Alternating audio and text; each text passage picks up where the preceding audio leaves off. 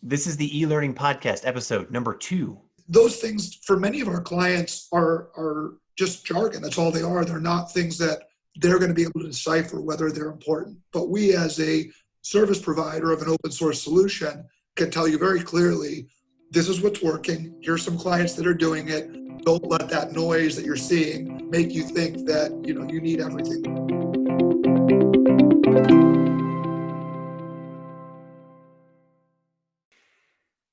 Welcome to the eLearning Podcast from lmspulse.com. My name's Stephen Laddick, and I'm the director at LMS Pulse. My guest for our second episode is Brian Carlson, who's the CEO of eThink Education. Brian co-founded eThink more than 12 years ago, and today he oversees the entire operation. Brian has been in edtech for decades, and he's an active advisor on e-learning initiatives through roles such as his seat on the Baltimore Workforce Investment Board. This is a great episode today because we talk about things like how eThink have helped their clients support instructors and learners during the COVID pandemic, what an LMS is, what it does, and why it's absolutely critical in today's new normal, how eThink helps clients think through their learning ecosystem, the typical hurdles schools and companies face to truly realize all of the efficiencies that come from using an LMS, and how can those hurdles be overcome. We also talk about why choosing an open source solution offers the best financial return over time. And Brian actually put some evidence on the table from their analytics to prove why that's the case. We also talk about how schools and companies have adapted to best serve remote teams and classrooms quickly. And then we get into what the future holds in terms of disruption for higher education and learner expectations. And finally, we talk about what innovations are on the horizon for learning in both tech and leadership, and how organizations can be adaptive and agile. It's a great conversation. But before we get started, here's a quick word from our sponsors. The eLearning Podcast is sponsored by the eLearning Success Summit. Learn from more than 40 experts how to teach, work, and learn online without being overwhelmed. Get your free ticket to the summit at elearningsuccesssummit.com.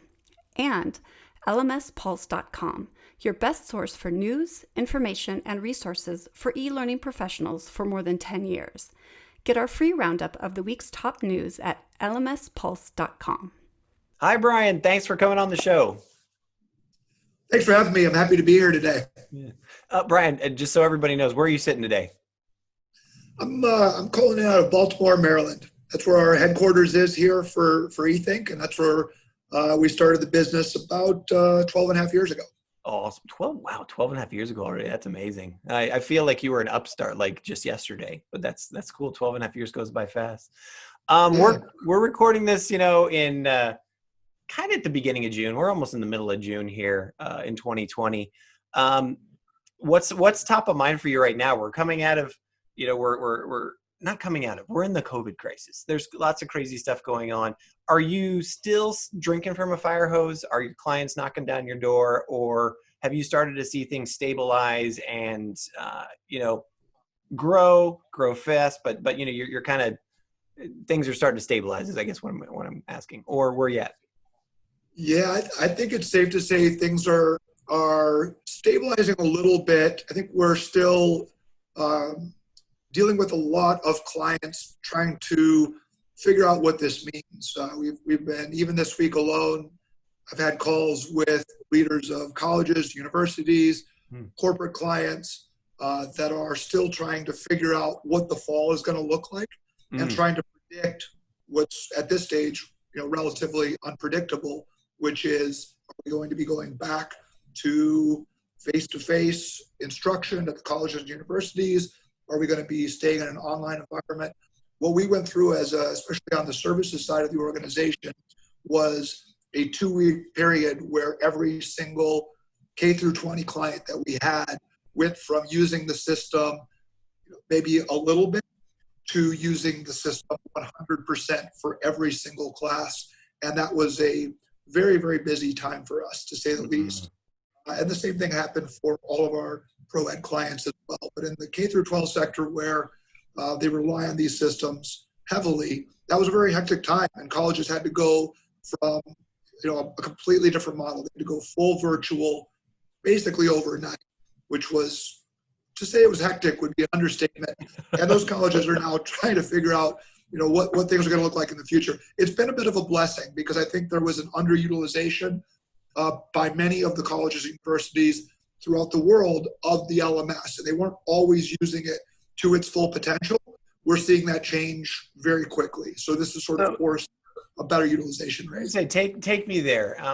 Dial it back a little bit, and for all the newbies, for all the people who are just getting into e-learning, just give me the 10 seconds on what an LMS does, what it is, and then what are you seeing in terms of attaching that LMS to other parts of the ecosystem in the university or in a corporation? Like, why is it an important tool? Why was it underutilized before, and why are people discovering it now?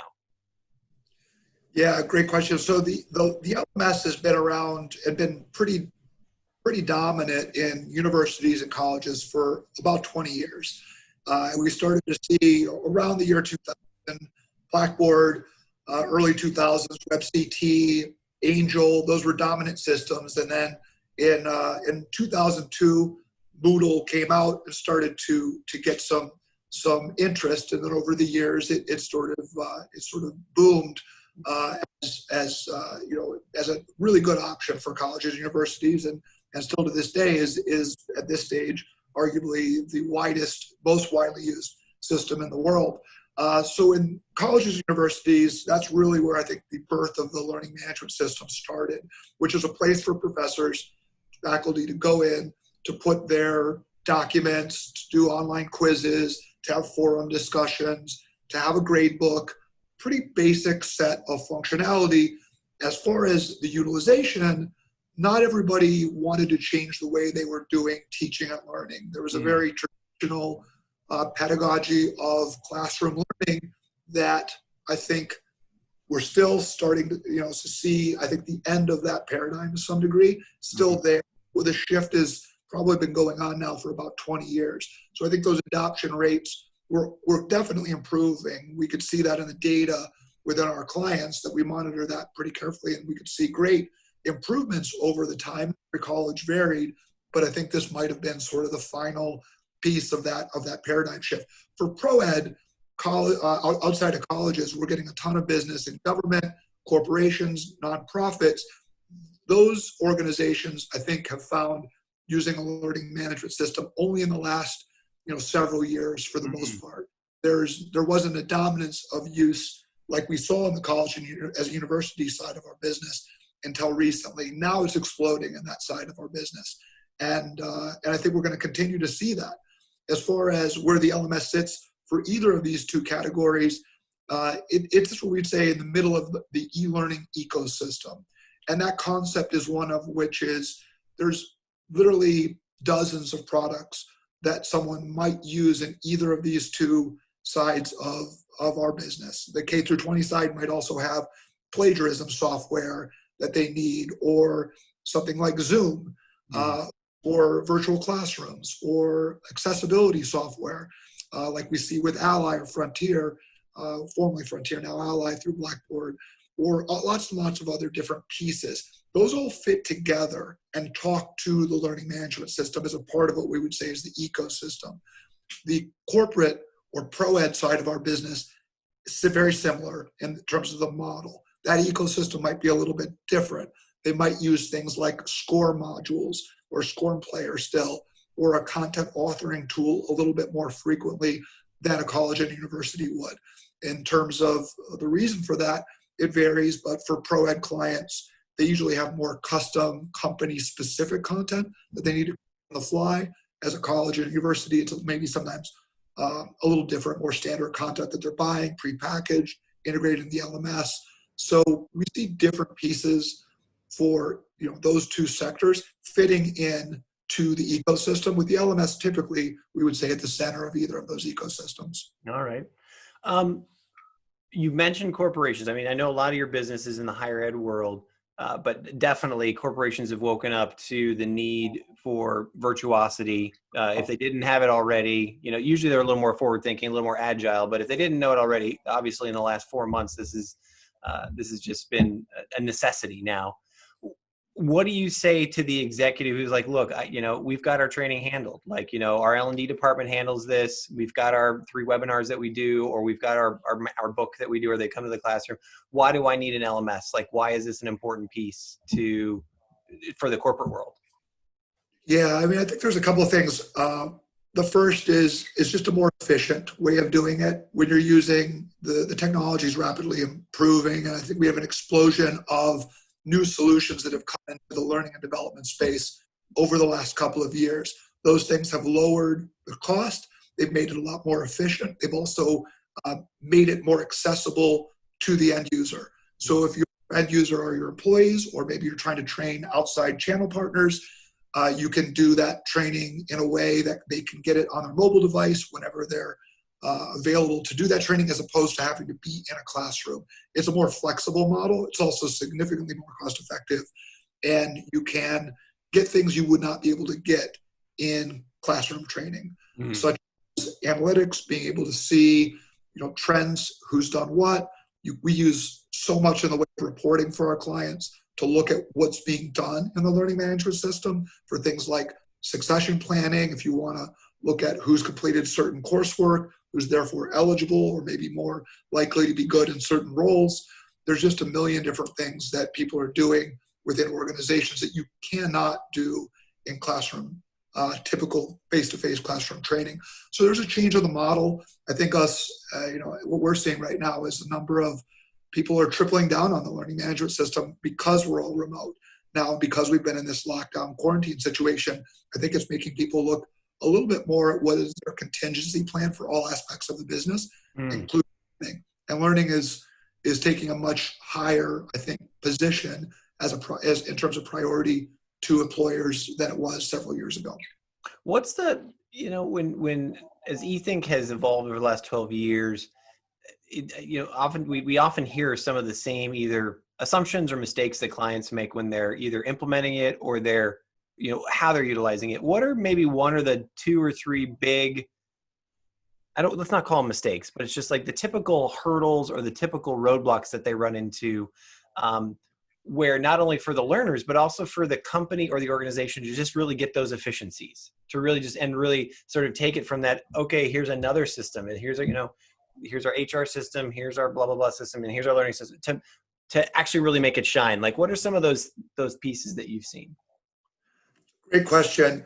I think that it certainly depends. Each organization is obviously going to be different in how to make this work.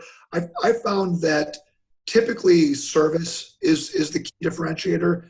If you've ever been to one of these shows, you've walked around at one of these conferences, there's hundreds of vendors all telling you their solution is going to be the best. And solutions come and go.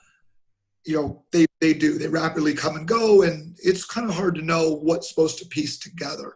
You really do typically, unless you're in a very large organization with a big team, need to get some outside assistance to really look at what your needs are and then figure out how that's going to line up with the technology.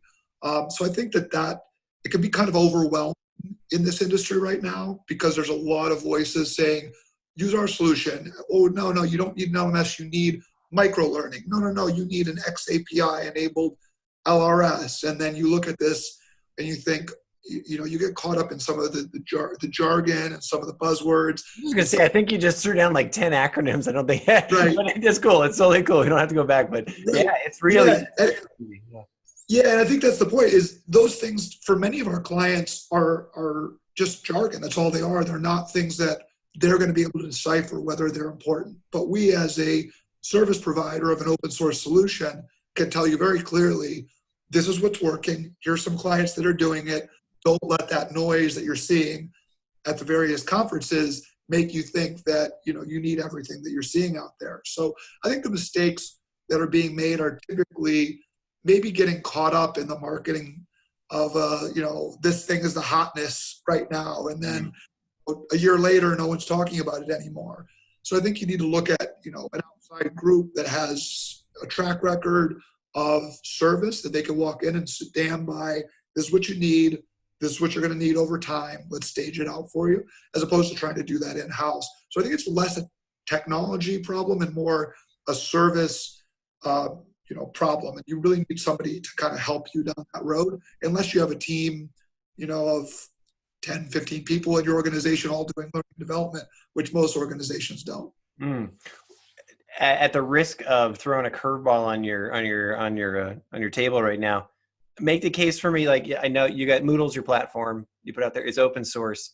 What do you say to the executive?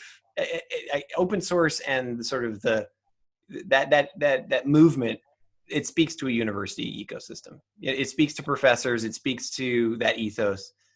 In the corporate world, we like proprietary. We like IP. These kinds of, why would I choose open source? Am I not putting myself in a system where I'm kind of at the beholden of this cloud of developers, and I'm not sure where I'm going to get features or these kinds of, like, where do you make that argument? Like, make that case for me. Yeah, I mean, there's a couple of things. I mean, there's, as far as the benefits, when you look at open source solutions, number one is price.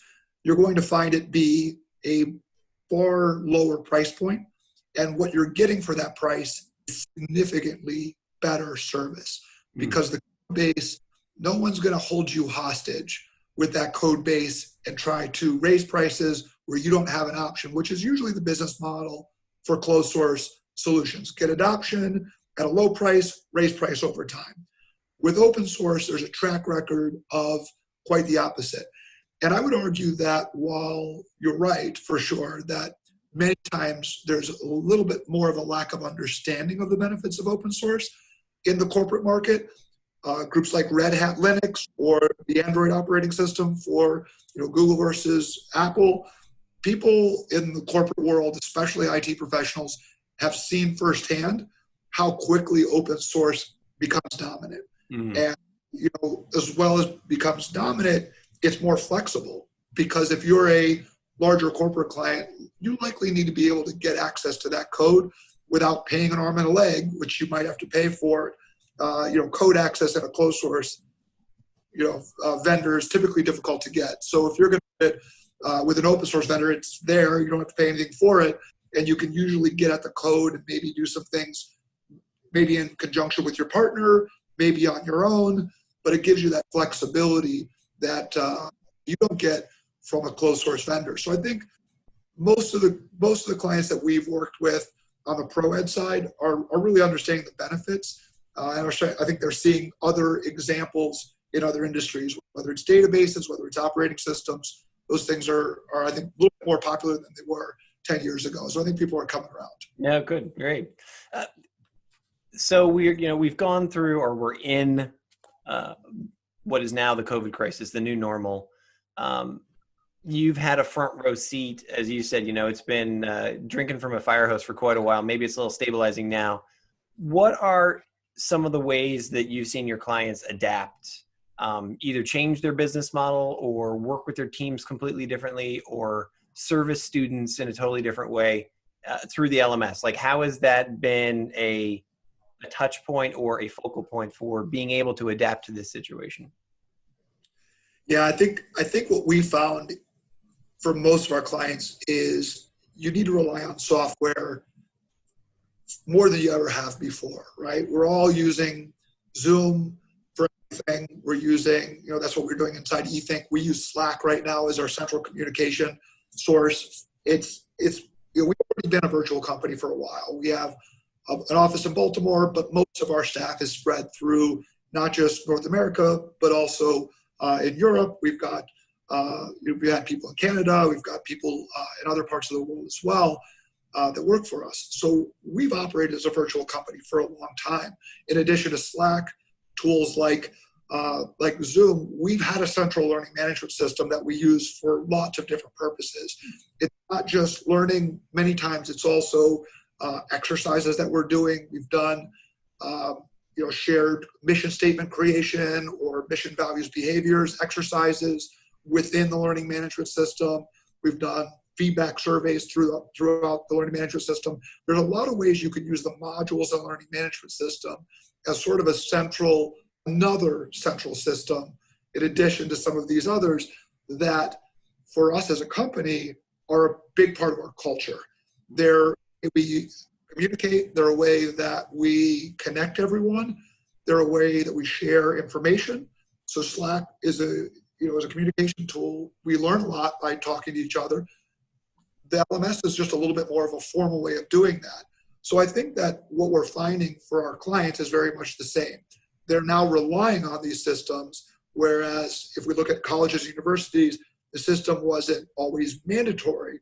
If you were used to a face-to-face model or maybe a hybrid model, an online model, of course, it was mandatory, but now it's mandatory to use the LMS. So I think what we're finding is a heavy reliance on the software, a little bit of a reassessment of, are we getting the most out of the software, which is great because you're looking at different ways that you can become more efficient.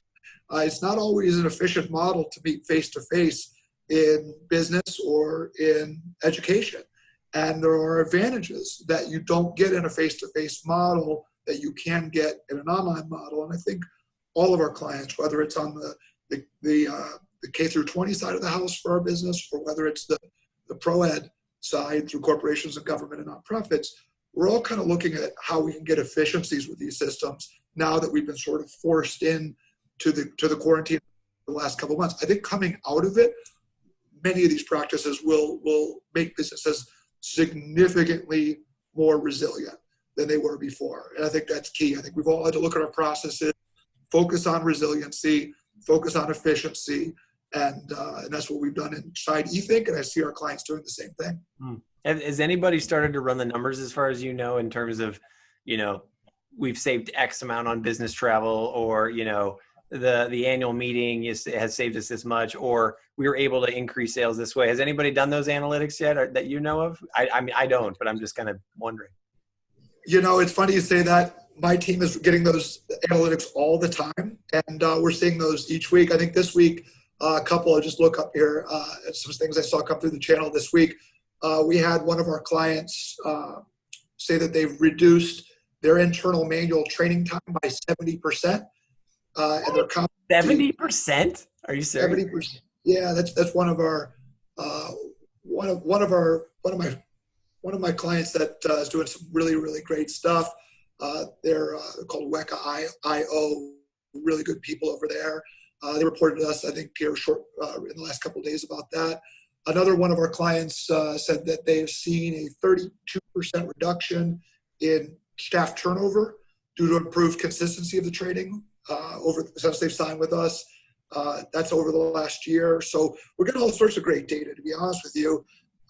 We have an incredibly high retention rate of our clients. We're at high 90%, 98%, I think, year over year for the past 12 years of the business, because people are getting such incredible reductions in cost and improvements in efficiencies. So those are just a couple of the stats that I have in front of me here right now. But yeah, quite a few. It's been quite encouraging. I'm excited to see. I don't have a lot of data yet. I can see the usage pattern is in some cases 500% higher on my colleges and universities right now, but I don't have a ton of feedback, some anecdotal stuff. I don't have real hard data yet on what they're noticing in terms of student engagement or potentially retention rates, because you can watch student interaction a little bit more closely. But I expect come fall of this year, we're going to have some really interesting data from colleges and universities. And I look forward to seeing if it's been helpful, if there's some positives out of this crisis, because I think there will be. Oh, I think there's going to be a ton of positives. I'll be really interested to see those as well. I mean, I got 3 kids, as everybody who's listened to me, either here or in the summit knows. And one of the things that we've struggled with is our eldest son. He's right in that sort of middle school before high school area. And so now because we're in Asia, we started the COVID crisis earlier than most. And so now he's been online learning, 100% online in our house learning for, going on 18 weeks or something it's been a long time. And it's just, even he's like, I'm done. I can't, I need humans. I actually need humans. And so I'm really interested to see how that plays out. And I'd love to hear your opinion on that. Like, it seems like blended is going to have to become that, because the college experience is that, the corporate experience is that, right? Like we can't all live in virtuosity. What are your clients telling you about that? Yeah, I think you make an interesting point. I think, the younger you are K through 12, that social aspect is crucial. I've heard employees here at eThink say, I'm starting to see it have an effect on their psyche right now. Yeah, absolutely. 100%. Yeah. Yeah. And I think you're never going to replace that. You're going to have that for K through colleges and universities. I think we're in a state of disruption, and it's just beginning. I think you look at models like, we were talking before the podcast started here today about Straighter Line in Baltimore as an alternative model to education, and they're obviously 100% online. There's a lot of interesting alternative pathway models that are emerging. I think everyone knows the general argument, which is the colleges and universities are very expensive. There's a lot of debt, and there's a lot of opportunity for disruption right now. I think we're going to find colleges disrupting themselves to start with more online and more hybrid models. And this is a good experiment for them. But I think that you're right. There's going to be, I think, some need for a little bit of both. But in the younger generation, there's no doubt that there's no way that they can sustain this. Parents are going crazy right now. Current employees are like, I don't think I'm going to make it. I've got a kid under my desk right now on an iPad. I'm not a good parent anymore.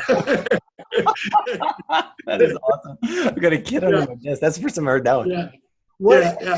Do you have any, I love that you've got, you had that accessibility, that analytic data for us. Are there any anecdotes that you have off the top of your head about either an adaptation or a innovation or something that's come out of the last 3 months through either a corporate or a higher ed client, where it's just like, wow, I didn't think that you would use the LMS for that, or wow, I can't believe that they did that kind of training through that. Are there any sort of ahas that you haven't seen before, or stories that you want to tell? Interesting. Yeah, I would say, I'm not sure if there's any major ahas, but there's been some COVID training. We just had a case study from Japago, one of our clients here in Baltimore. They're doing some really interesting stuff they jumped right into training locally in the community on COVID and preparation for COVID. And they were able to just go in immediately and create resources and get the users. Moodle is very flexible. It has a million different ways you can get users into the system, different ways you can do e-commerce, many, many options, because it's open source, because it's so flexible that they could literally turn on a dime. And they did a really, really good job. We just put a case study out about it. So we're seeing, lots of interesting ways people are utilizing the system that I think are just, pretty standard for what Moodle can do. But I think that the corporate pro-ed clients that we have are, just finding that it can sort of, do more than they maybe even realized for both internal and external use. I mean, we find that ourselves at eThink when we're doing our own internal training plans. We don't use it for just formal training. We use it for lots of different collaboration activities. And we're trying to do a better job as we grow as a company to do more internal training. And I think that it's not just training, it's also, chance to get feedback or a chance to use some of the interactive modules that Moodle has for lots of different creative ways. So I think that's kind of what we're seeing here so far. And so speaking of those pro-ed clients, how much are they taking on sort of the responsibility of learning for their employees, right? So obviously there's going to be compliance pieces that they know. They're like, okay, look, there's OSHA, there's, our workman's comp stuff. But where does eThink stand on coming to your pro-ed clients and saying, look, this is an opportunity for you to own this conversation, and how do you coach them through that? That's a great question.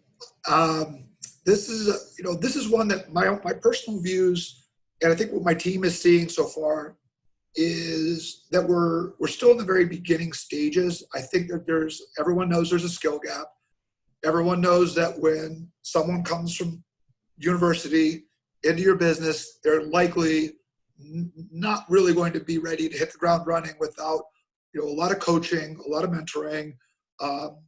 There's also a ton of things changing in any one sector. If we look at our marketing, department here at eThink, they're actively out trying to improve their skills on a regular basis. I know you worked with Madison here to set up today's podcast, and her team is always looking at outside courses for the latest on SEO, or the latest on digital marketing. Things are always rapidly changing there, so you're never going to always be up to date. You have to keep those skills fresh.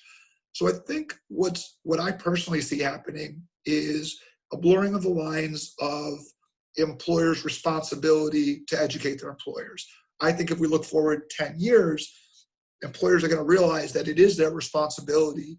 And if they want to keep and retain great talent, they're going to have to do a very good job of always nurturing the skill set of their employees, both for their own efficiencies, as well as that employee feeling that they're being taken care of and building a career and building a skill set, and that you're not just pigeonholing them and not developing their skills. Because people are I think the younger generation especially, they're very wise to realize that you either are on a trajectory that you're growing and learning, or you're probably going to get bored pretty fast. Is what I'm seeing out there. So I think the average employer maybe isn't quite ready to accept responsibility in all cases to nurture their employees and to try to provide opportunities inside their organizations. But I think we're seeing an explosion of new chances for that to change. Things like LinkedIn Learning and all the content they're pushing out. There's great groups out there like Open Sesame and Go One, and employers are starting to adopt a lot of these outside content repositories that they can integrate in. They all directly integrate in via LTI, which is one of the ways you can integrate content into a learning management system, or other ways they're putting it right into the learning management system and then tracking the progress. And I think we're still at the beginning of that. I think you're going to see more and more of that. And I think that people that are looking to choose a job are going to look and see how well the training program is that they're going to be a part of over the years, that they're going to be there, especially when they first come into an organization, because people want an opportunity to grow and to improve themselves. And I think we try to do that at eThink. I think we're still a small company that's growing rapidly. I think my personal vision is we do a much better job over the years to come, and we continue to improve that on our own, because we are a learning company and we need to, as one of my employees once said, we need to eat our own dog food. So we do that as much as we can, but the larger corporations, I think, are trying to do that, but it's difficult. So I think that's kind of the way I see it at this stage. I don't know if you're seeing the same thing out there with your own experiences. For sure. I would even venture to say I would go one level deeper and just say that we know that there's no such thing as a native digital generation. That's kind of the research has proved it's not a real thing, but the ethos is out there. The expectation is out there that the employment is no longer transactional, right? It's like, I'm not interested in coming and getting a job just simply for a paycheck or those kinds of things. Those days, I think, are either gone or very close to being completely gone. And we're just seeing, not only millennials, but then Z and the generations behind them saying there's got to be purpose behind it. There's got to be growth. There's got to be community, and there's got to be, sort of a greater community focus into whatever it is that I'm doing.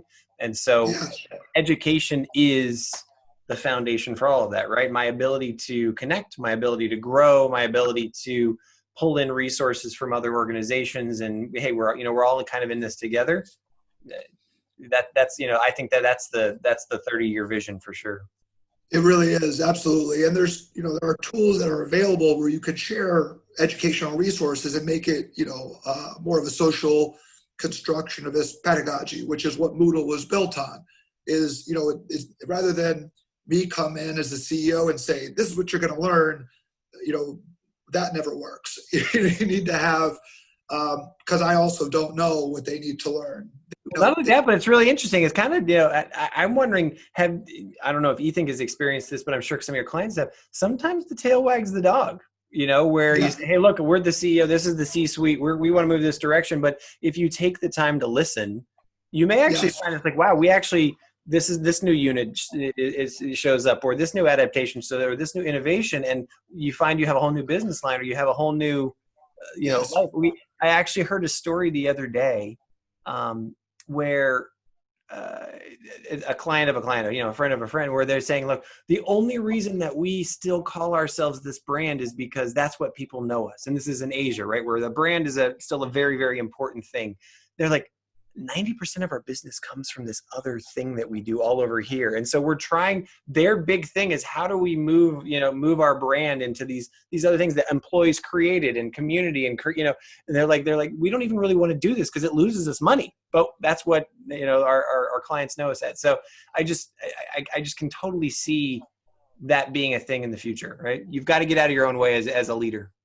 Yeah. Oh, absolutely. Trust me, I know that. Yeah, I've been really lucky. I've got the most incredible team of people that are all up and coming in their abilities. As leaders, I got a very young and hungry team filled with people that are just phenomenal. I mean, they're just incredible people that are working their way up, and it's been great. I've got almost all first-time leaders that came in the organization as a rep or a junior entry position, and then they've all worked their ways up to directors and VPs, and they're just it's a promotion from within model, but it's been fantastic. In that regard, is that they've really kind of taken the reins of eThink, and I've been able to sit back considerably more, which is difficult at first. For me, it was difficult, but it completely different results. I'll tell you, there was a transition period, and I'm sure my people would tell you that. But I'm doing better now. But we all have to grow, and that I'm glad, because that leads me right into the last question I'm asking everybody on this podcast right now. The COVID has really just been a massive disruptor. Your words, for everyone, and it's offered not only the leapfrog moment, right, for some of these organizations, where it's like you have to become something new tomorrow. Yep. But a part of that is adaptability and agility. What are you talking to your clients about how to be adaptive, how to be agile, and what are your predictions for down the line here about not only we know that's going to be a key piece, but how is the LMS going to play into that? How is the learning in that ecosystem going to enable adaptability and agility?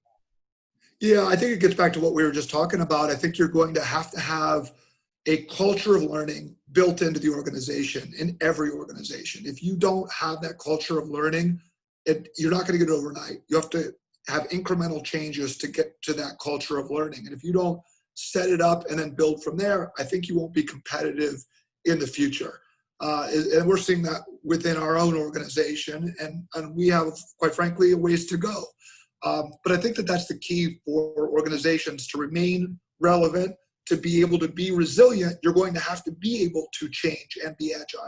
The only way to do that is to have a system in place. We use the LMS as a center of that ourselves, and we hope to build more on that, to where you can use that as a place to share information in each department to pivot.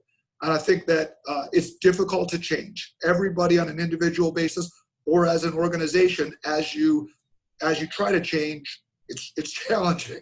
And we all struggle with change. Every one of us, to varying degrees, we're going to struggle with it. And as an organization, in order to change the direction of the ship, whether it's significant or small changes over time, you need to have a culture of learning, and you need to have an openness within your team that are willing to share ideas, that are willing to listen to each other, and having a learning culture, in my opinion, and for what I'm seeing with other organizations, allows you to do that. Brian, thank you so much for taking time out of your busy day to talk with us today. I hope this is not the last time we have you on the show. I wish you all the best. You and eThink all the best for not only the near term, but the foreseeable future. And we'll talk to you soon. Thank you so much. I really enjoyed it. Look forward to the next time. Thanks again for tuning into today's episode of the eLearning Podcast. If you like what you've learned today in this episode, I encourage you to either follow us or subscribe to us on Facebook or Twitter or YouTube. And please do share this episode with one or two of your colleagues or friends. Also, I just want to remind you that you can level up your online learning game with all of the information that's available at the eLearning Success Summit. You can get your free ticket at elearningsuccesssummit.com. And finally, You can also stay up to date on everything that's important, all the news and the resources for e-learning professionals at lmspulse.com. Get our free newsletter by just going to lmspulse.com today. Thanks again.